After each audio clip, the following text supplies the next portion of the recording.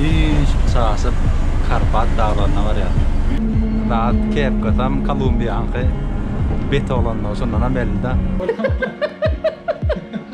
Bulan devlet. Çadırımdan kurduk. Ayça bana.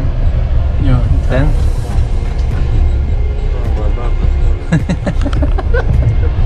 Oyda minəmizdə 24 saat oturuş var.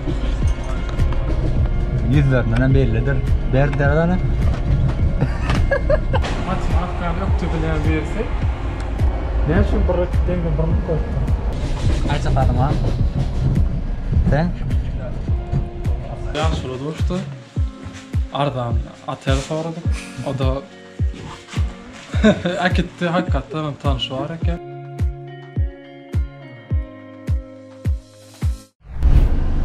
Nikolay şəhərindən elmək istəyirəm.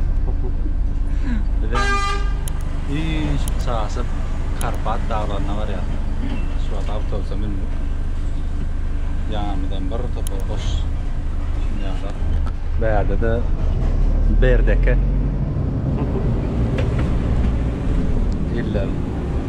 Eline çadırı var. Sunkası.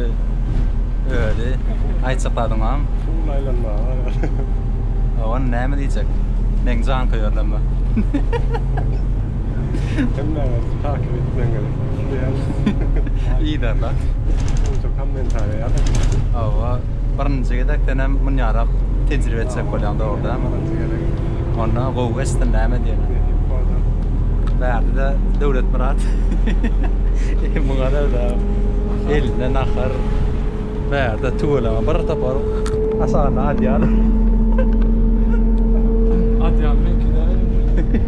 Adyan derdik. Rahat keyif katam Kolumbiyankı bet olandan sonra belli de. Sen aytsapadın am, senin birinci tecrüben de orada. Ayçakladım katı köpmen. Haydi otur. Haydıp dur. Aynen. Ya tam aytsak mı? Tamam.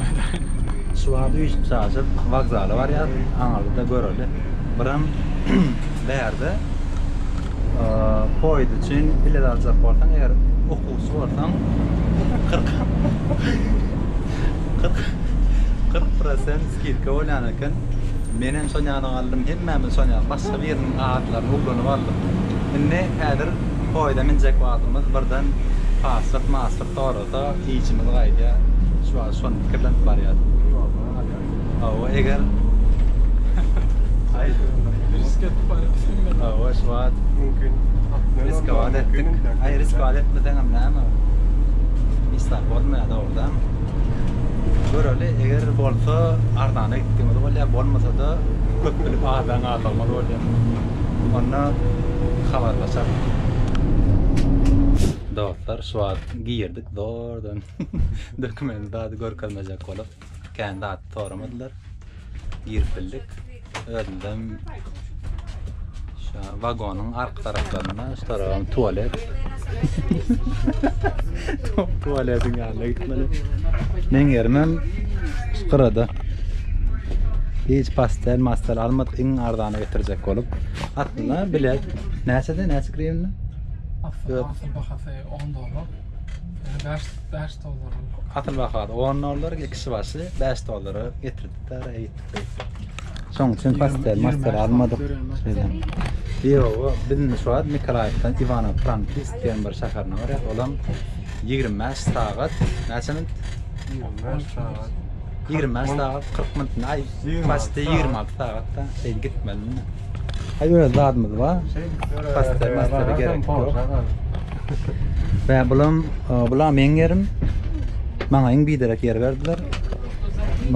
Dağıtım, en yerin aydı, yukarı taraf mı aşağı? Yukarısı devletim ki. Bu aşağı en koyu yerim verdiğin ki. Sinyada, uçağız, alıştırdım, verdim, nakar var. Sonya 26 saat gitmedi. Ay burada ederse ukulele salam verdi ukulele ama. Can. Andiyan? Amerika dönüyordu yani 26 saat durumdu. Verdi ben burada ya. Amerika arsan sattar mısın? O ne? Doğa dileğlerine zaten ettin ama yürüdü. Koydum. Bedirgen yolda belli diye. Ama Bedirgen yolda belli diye zaten. Bedirgen yolda belli.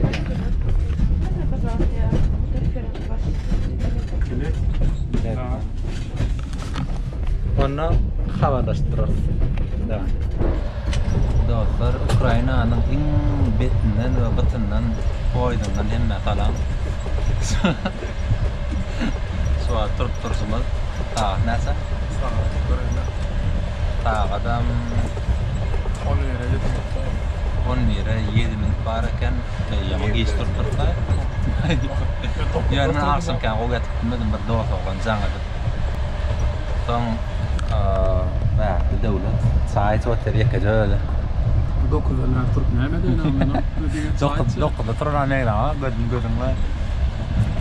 Derdim Ukrayna'nın tebigatı. Hayır, şehirde kaç saat bir? Şu an bilmem ama Lvov'a yakın. Lvov'a yakın gider. Verdi de verdi. Sen ne yaptın? Hirle dipet ya.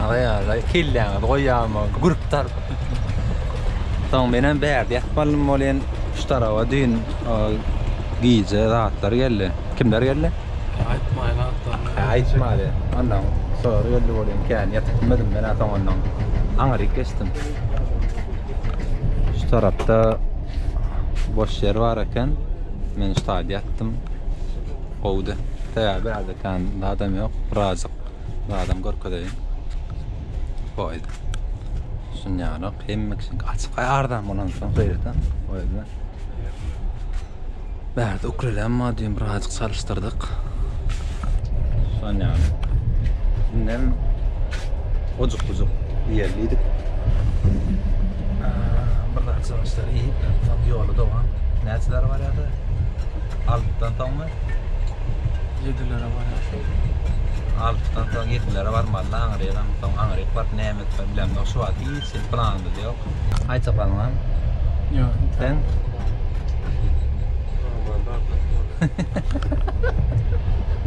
Tamam pardon.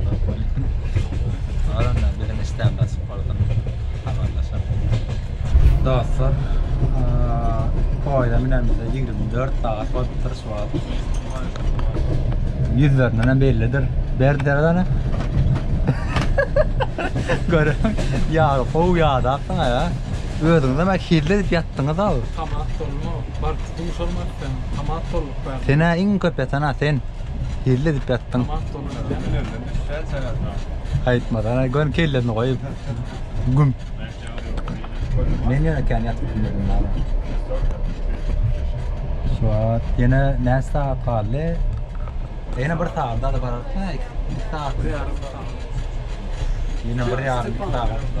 Степан, через сколько мы на французский будем? Через сколько мы там будем на французский? На французский через сколько? Ну я не знаю. 17:40, да? Вот здесь. 17:40 это я у себя там буду. А вы где-то через, может, 120. Ay garat yine Где-то bir yarım saat, 18:40, 18:30 gerekti. где-то так. Ondan barıp Ivano-Frankivsk diyen yeri var ya. Anadolu'dan bu yarımça geçirtmeyi bilem o. Biraz Instagram var ya. Görür. Kaç efendim ha? Sen? Ölçtüler, kovestiler. Entek köpe çarpın yeter. Bu entek başı. Dostlar, ahır geldik. Ivano-Frankivsk diyen şehirine. Şu an bir kafeye geldik. Burger kafe. Ya burger aldık. Bir yerden kataz yaptı, gön yuttu. Devletten 50 bana gitti. 26 saatte geldik, Akya'ya adadık. Şimdi aslında planımız böyle yarım söyleyeyim yerine geçmekti yani. Bugün biraz geç oldu, biraz dincim kalıp yerden çıkarlıydık. Şu adımı kalmalı yer planlayıp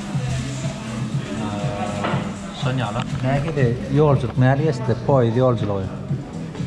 Kapıya kadar 26 saat yol. Kapıyı. Yöne men yanında kalıp geçenler ha. Sen olmasa yanında köpçülük eve kayıtmak istedim yanında köp adam atsaydın. Kılık dolar ya da. Ol atar olmasa geçme yapıyor değil mi ya 26 saat gitsin. İşte aç kortun. Hava. Sonyalar onu bir karnımı doyuralım.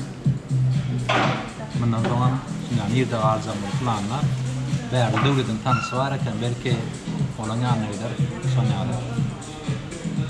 Sağlıkta kalın, bizden kalın. Dostlar birden Suat devletin tanısı deydi. Ben Suat eşitletti. Kalıtmadık, şehirde kalıtmadık. Şimdi Suat diyen, yarımsa diyen yerinde var ya. Yine terden koyda minnik. Olan 30 askerin kendi kımmatlarla. Şu adam mesleği iktidarı mı? İktidarı gitmeden anırıp var. Yani karan kan bolar. Nirde kalıp anırda belli değil. Ya birinin kovusunda kalmalı var ya da yaşlılık buraya gördü. Çok sağdır da burası. Koşturan Sonyalar. Minin poydanım Sonyalar. Oturluk gidiliyor. Kendi adam yok. Bul berdi. Matematik yoktu bilen birisi. Ne için bir dengden bir koydu? Ne? Yongunu ne mi? Görünü ne var? Ha? Sırma burada gel. Burada aytsak düşündürecek olup durup olayın yani. O da arkada manzara herhalde. Buna sorayım.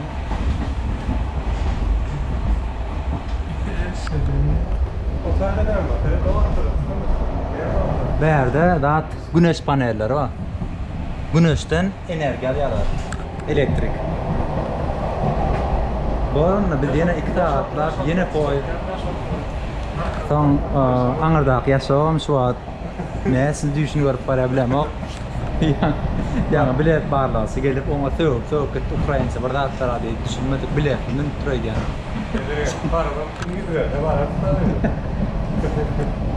Ona havalasa. Dostlar Suat yarımçada dağda 12'den ton. Suat dağdımın fanağına sıfır gülle atıyorum. Bert'te berdi. Bulan devlet. Çadırımdan kurduk. Aslında men bir çadırımma yani bu 3 kişilik olandan bu munna yataylıdık. Üşemedi yarak ve biram anır tarafa gitsek dağa taraf gitsek koylen. Giyce volle hiç şeyle sveta bolmandan ştayda o vamur qırasında qurallıydık. Bärini kim tapdaramaydı? Bir ağacın aşağına bärinden bir kim tap berdi devlet? O yaşlı dostu. Ardan atel soradık. O da akitti hakikaten tanış var eken. Gımmat bize aslında bize gımmat.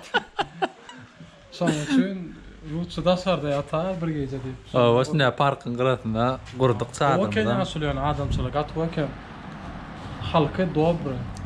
Halkı hemen mihman diyor. Ya kömek etsek kolyar yöne Ukraynaca urluyorlar hem metler. Soğurla değil hem Ukrayna soğurla. Ne bedem tağdım 12 üniversitede yoşostan yattağım olya. Giyinipsek kovada onya tavuktan yani alsam biraz soğurak olur. Onna bir yatarlı ne tip olsa yerden täze gün bilen täze enerji bilen täze ne başka ne bilen Täze başlanat. täze soğuqluklar bilen tedilen bile olur. Onna benim gecem rahat bolsun bidingen. Hoş. Hava iyi değil.